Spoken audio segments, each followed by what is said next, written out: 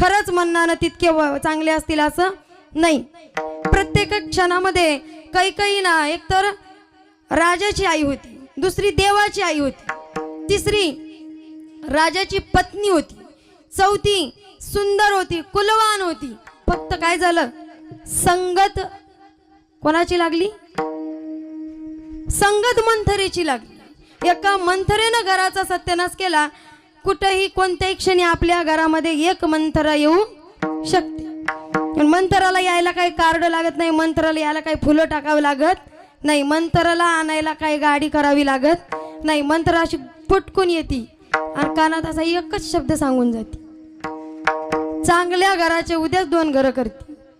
आणि असं नाही, ते रामायणातले पात्र फक्त नावानं मेलेत, कॅरेक्टर आजही जिवंत आहेत। आजही कोण्या ना कोण्या रूपामध्ये बिभीषणासारखा भाऊही जिवंत आहे, जो आपल्या भावा